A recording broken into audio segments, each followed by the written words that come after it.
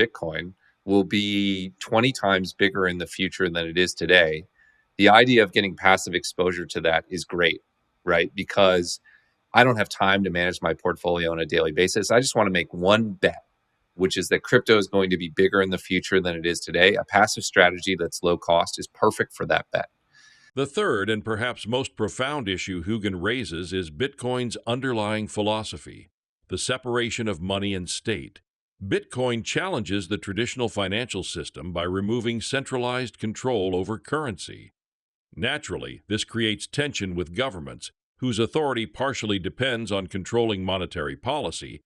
Hougan suggests that behind the scenes, there has always been an understanding of Bitcoin's disruptive potential. This led to subtle resistance, not always explicit bans, but regulatory friction that slowed adoption. Despite this, Hougan remains firm in his belief Bitcoin is inevitable. Over time, its advantages, transparency, scarcity, decentralization, proved too powerful to ignore. Eventually, the dam broke and institutional adoption accelerated. I think there were three things to it. The first was anchoring bias. So a classic behavioral trait. I think the first time most people encountered Bitcoin was in a negative light. It was Silk Road. It was Mt. Gox. It was a report on the volatility in the mainstream media. So if you start with a negative view, it's hard to drag you over and approach it from a neutral perspective. So I think that was a big piece of it. The second piece is like there are two views of the world. One is that the world can get better, and the other is that it can only get worse.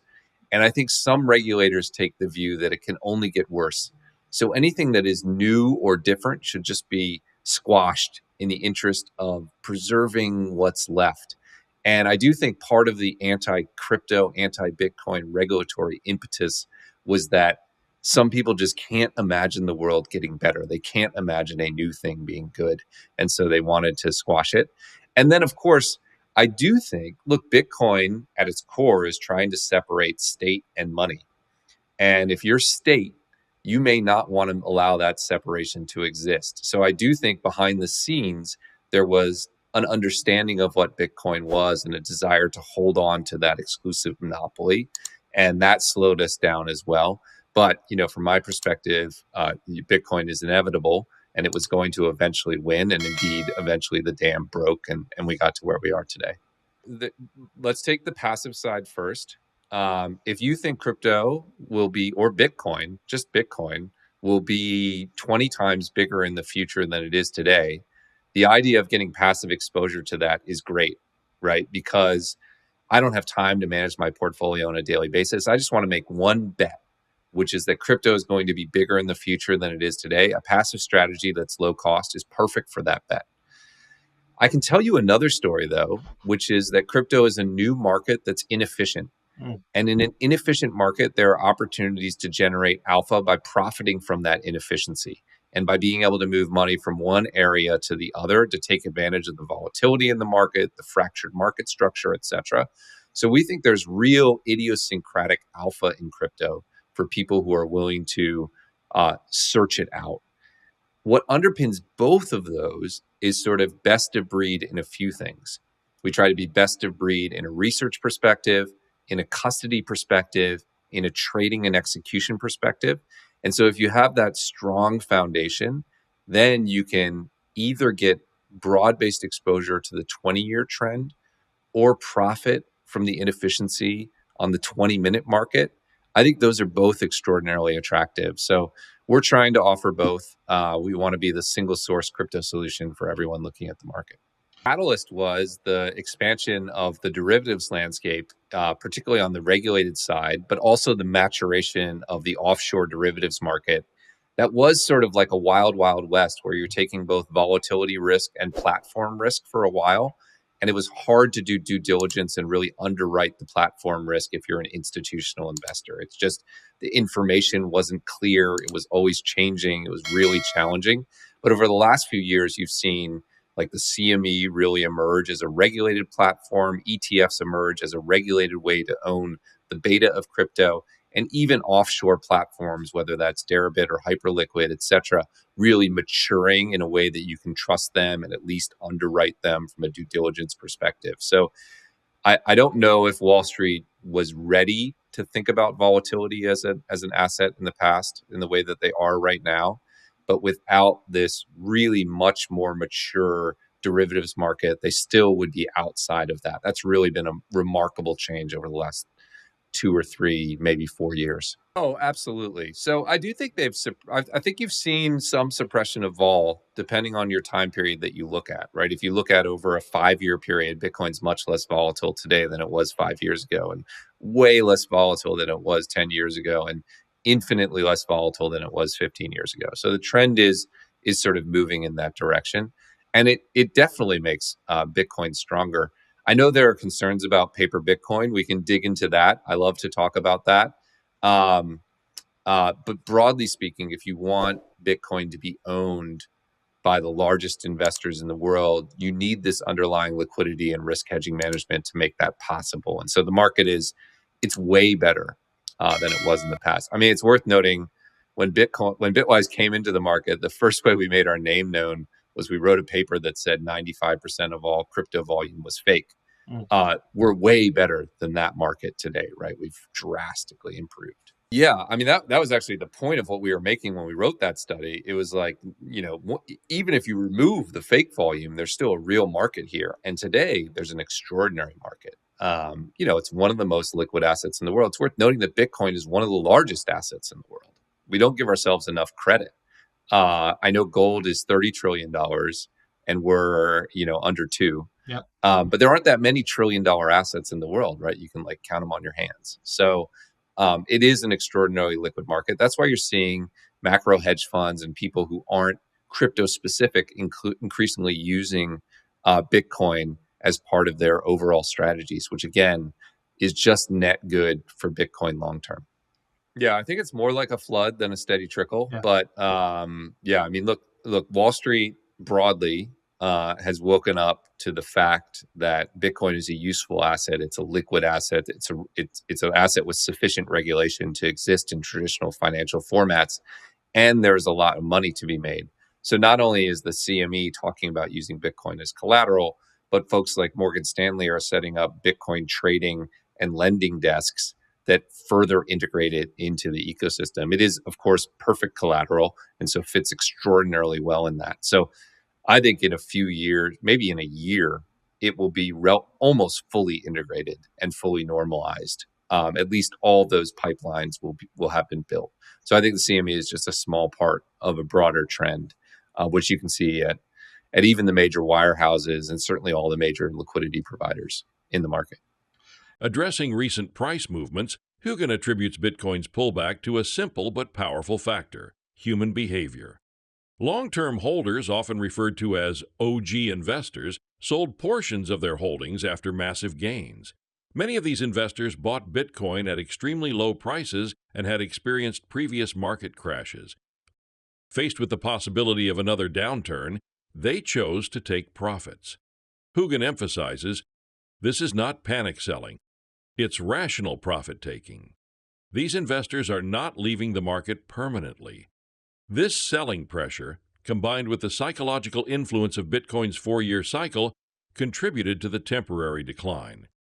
Our view is that in every area of the market on a competitive side, there is a specialist that people turn to because they trust, right? If you're looking at private equity, you might go to Blackstone or KKR.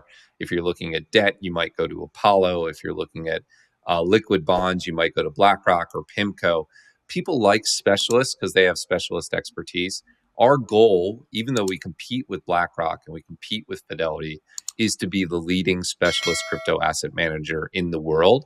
There are obviously a few firms that we're competing with for that title, but that is our goal. And we think we bring unique benefits, whether you're a crypto native. I note that our Bitcoin ETF donates 10% of its gross profits to open source developers for Bitcoin. That's fairly unique. Or you're a financial advisor. We're like the only firm with a 25-person sales team that's out there meeting with financial advisors in bull markets or bear markets. If Bitcoin is down, we don't shift to talking about private loans or AI stocks. We're always on crypto. So our view is that specialist crypto asset manager space is really large, and we hope to fill that space. On the supplier side, look, we work with everyone. And one thing that is true is we're always trying to level up the quality of our counterparties and always trying to diversify and work across a wider and wider variety of counterparties. I've been at Bitwise long enough to remember the days where we couldn't even have a custodian for some of the assets in our funds, and we had to self custody those. Um, and then it was like a minor custodian, like Kingdom Trust, which was, I forget, located somewhere in the American Southeast. And now you can custody Bitcoin with Coinbase, with Fidelity, Bank of New York, with name your person. We're always trying to level up in that direction. So we'll work with everyone. We want a diverse ecosystem. We love firms that are crypto native, and we work with them when we can. And I think it's just going to get better from an infrastructure perspective. I think the Bitcoin is down because the 4-year cycle has an emotional resonance, and OG investors, people who've held Bitcoin for years, sold some, not all of their Bitcoin starting in the middle of 2025. Um, and that's an annoying answer because it's inherently reflexive. They were afraid of Bitcoin going down, so they sold some Bitcoin. But that's what you see in the underlying data, right? Like $100 billion sold out of long-term wallets and whales. But you have to give them a little bit of credit. These are people who probably bought Bitcoin when it was $10 or $100 and are sitting on really substantial gains. And they've lived through crypto winters before, and they know that the market can pull back 75%. And if you were sitting on like a $10 million gain or a $100 million gain, and you had seen twice before this freight train come down the track and destroy 75% of your wealth, are you sure you wouldn't sell 10%? Um, I don't know. I mean, I love Bitcoin, and I didn't sell any, but I don't have $100 million of Bitcoin personally. I don't fault them for wanting to step outside a little bit. It doesn't mean they're gone forever. We talk to these people. It doesn't mean they sold their whole stack. It doesn't mean they're panicked about quantum and they're getting out of Bitcoin and buying Bitcoin Cash or something. It means that they're humans and they were sitting on gains, and so they sold a little. And that's really what drove the pullback. Look, I think it's basically over. I think we're merging into spring, and I think we'll go to massive new all-time highs. I'm optimistic what gold says about the store of value market, and I think we'll get our share over time. But I think that was it. These people are human. 4-year cycle still has a resonance with them, and so they took some off the top, and that was enough to send the price down. I will say they're mostly chomping at the bit. When we speak to financial advisors who don't yet have allocations to Bitcoin but are interested in it, they're just asking, when is the absolute bottom that I should buy in? And for what it's worth, that's why you've seen once we started to bottom, Bitcoin ETFs had like 2 billion in flows in 7 days, which is a lot. That's because there were people who had capital they were waiting to deploy and just wanted to know when they hit the bottom. The thing for us who live this is, as you said, they don't have the scar tissue. From the outside perspective, if you have no skin in the game, you're looking at Bitcoin and saying, every 4 years it pulls back a bunch, and the people who buy it at that point do well. It sure looks like that's happening again. Maybe I should buy it at this point and I'll do well. It's only because we're all inside of this and the crypto fear and greed index is 5 and we're like, quantum and all this, that we're wrapping our heads around it. If you're outside of it, it's much simpler. Traditional cyclical opportunity, governments still spending too much money, technology still becoming more important. Yeah, this is probably a good time to buy. So I think there's a lot of capital that's going to come in from that audience in the next 6 to 12 months. They should be thinking of it in dollar cost averaging. The reality is everyone wants to pick the exact bottom, and that's what destroys opportunity, because then it runs up. I missed it at 60. I'll wait till it gets back there, and then it never does. So I wish I could say they were all just dollar cost averaging as a rational investor, but the reality is many of them are like, Matt, is this the absolute bottom? And I have to say I have no idea. Like, I don't know. Could Bitcoin retest 60? Could it go into the 50s? Of course.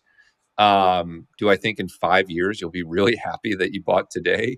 Definitely, right? And to me, that's the much more interesting thing than trying to bottom tick exactly where Bitcoin will bottom out.